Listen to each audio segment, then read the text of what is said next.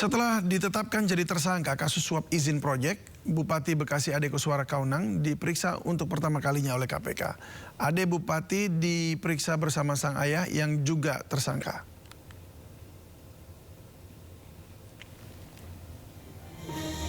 Bupati Bekasi Ade Kuswara Kaunang menjalani pemeriksaan di KPK Senin siang.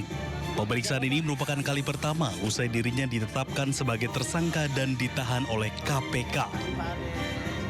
Ade Kuswara diperiksa bersama ayahnya HM Kaunang. Keduanya terlihat selesai menjalani pemeriksaan pada pukul 14.35 waktu Indonesia Barat. Pada kesempatan itu, Ade menyampaikan permintaan maaf kepada masyarakat Kabupaten Bekasi. Jawab, Pak.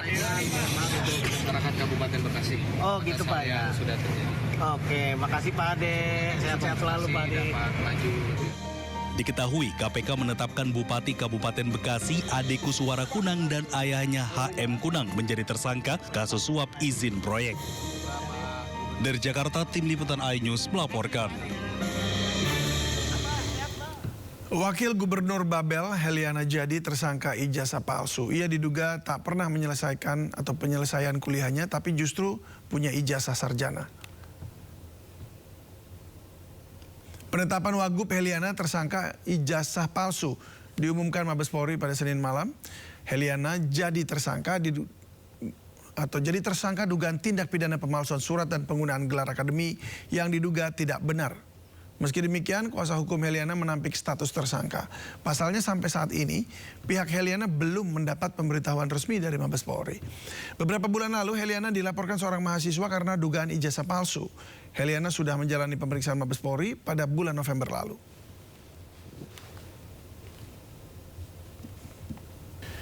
Penyidik KPK menggeledah kantor Bupati Bekasi, Jawa Barat. KPK membawa sejumlah berkas dan dokumen yang ditemukan di ruang kerja Ade Kuswara.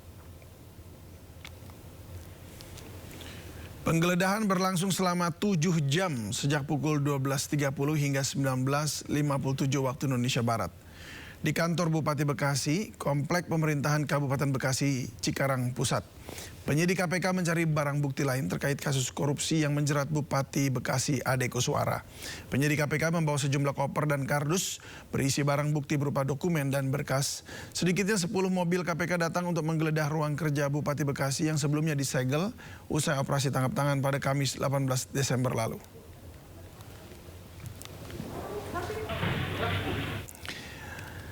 Ya pemirsa, kita kembali ke informasi berikutnya. Mantan Mendikbudristek Nadiem Makarim menjalani sidang dakwaan kasus dugaan korupsi pengadaan sistem Chromebook. Kejaksaan Agung memastikan Nadiem sudah dalam kondisi sehat.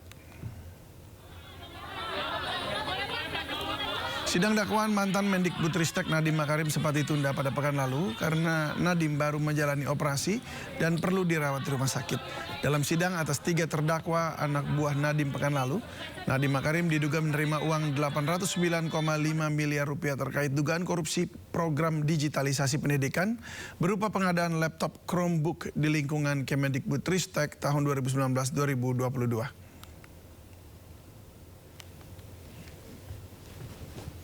Terima kasih Anda masih bersama kami di Sindo Sore. Pemirsa, persidangan kasus korupsi yang melibatkan anak Riza Khalid Muhammad Keri Riza memasuki agenda memeriksa saksi-saksi. Jaksa menuduh bahwa Keri Riza telah melakukan persekongkolan dalam pengadaan kapal angkut minyak dan gas untuk Pertamina. Dalam sidang yang digelar di Pengadilan Tipikor, jaksa memeriksa 2 orang saksi yang mendukung pembuktian terkait pengadaan 2 kapal. Jaksa menilai ada indikasi pengaturan dalam pelelangan sehingga kapal-kapal asing tidak bisa mengikuti lelang pengadaan kapal. Dalam proses pelelangan banyak dokumen pelelangan yang tidak dipenuhi oleh Jenggala Nasim, tapi tetap diloloskan oleh panitia. Ini kan secara SOP dan proses pengadaan mereka ini sudah menyalahi ketentuan proses pengadaan, dan ini sangat menguatkan dakwaan kita bahwa dalam proses pengadaan kapal ini sudah ada kuat dugaan bahwa semua melalui proses rekayasa para terdakwa. Kapal Jenggala Nasim maupun kapal Jenggala Bangun 21 itu ada indikasi melalui proses pengaturan, di mana salah satunya di kapal Jenggala Nasim itu mensyaratkan adanya kapal berbendera Indonesia. Ini kan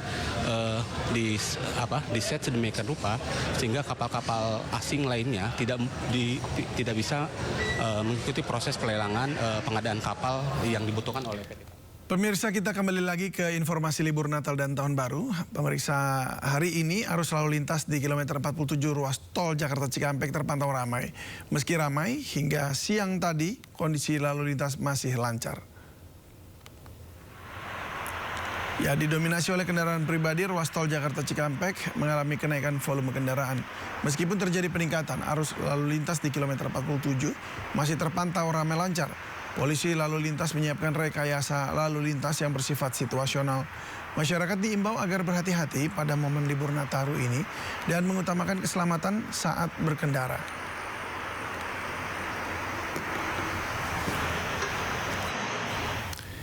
Lalu bagaimana arus lalu lintas di ruas tol Cikampek Utama? Kita bergabung bersama Dilami Aulia di gerbang tol Cikatama.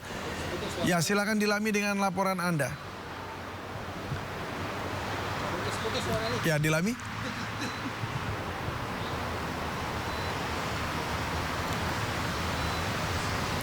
Ya, selamat sore Davi dan juga pemirsa. Pantauan kami di gerbang tol Cikampek Utama terpantau ramai lancar dari kedua arah. Dan per hari ini memang ada volume peningkatan Davi dan juga pemirsa. Karena per hari ini atau tepatnya pukul 17.00 waktu Indonesia Barat ada 21.000 kendaraan yang melintas ke luar Jakarta yang melalui gerbang tol Cikampek Utama. Artinya memang terjadi peningkatan. Karena biasanya untuk lalu lintas normal hanya berkisar 10.000 hingga 15.000 kendaraan saja yang keluar melalui gerbang tol Cikampek Utama ke arah tol Trans Jawa. Nah, untuk secara keseluruhan David dan juga pemirsa dari PT Jasa Marga mencatat ada 666.000 kendaraan yang telah meninggalkan Jakarta pada periode Nataru 2026, naik 8,1% dibandingkan lalu lintas normal yang hanya mencapai 617.000 kendaraan. Kemudian memang saat ini kondisinya ramai lancar, belum terjadi rekayasa arus lalu lintas seperti kontraflow ataupun ganjil genap karena batas kendaraan per jamnya belum melebihi 5.000 hingga 6.000 kendaraan. Namun tak menutup kemungkinan David kalau nanti pada puncak Nataru 2026 yang diprediksi terjadi pada 24 Desember 2025 maksud kami, ini tentu nanti akan melihat situasi. Apabila memang kendaraan cukup padat, maka pihak dari kepolisian dan Jasa Marga akan memperlakukan sistem rekayasa lalu lintas, baik itu nantinya ganjil genap maupun kontraflow. Kemudian Davi dan juga pemirsa ya, kalau kami pantau memang belum adanya atau terjadinya penambahan daripada gardu tol karena mengingat kondisinya masih ramai lancar sehingga memang belum terjadi penumpukan kendaraan ya pada gerbang tol Cikampek Utama. Kemudian Davi, kami juga tadi sempat memantau rest area, yakni rest area 57 di mana tadi cukup padat ya oleh para pengemudi karena rest area 57 memang sering dijadikan destinasi untuk makan dan juga beristirahat bagi pengemudi yang ingin melakukan perjalanan dari arah Jakarta menuju ke tol Trans Jawa. Nah, terakhir David dan juga pemirsa, kami pastikan untuk menjaga kondisi kesehatan, kemudian menjaga kondisi kendaraan dan pengisian e-tol ya, agar tidak adanya penumpukan saat melakukan tapping di gerbang tol yang menyebabkan kepadatan. Untuk sementara demikian, kembali kepada David di studio. Ya, baik Dilami, tampaknya memang masih jalan masih lega gitu ya, kita bisa jalan-jalan. Terima kasih Dilami atas laporannya dari ruas tol Cikampek Utama. Selamat bertugas kembali.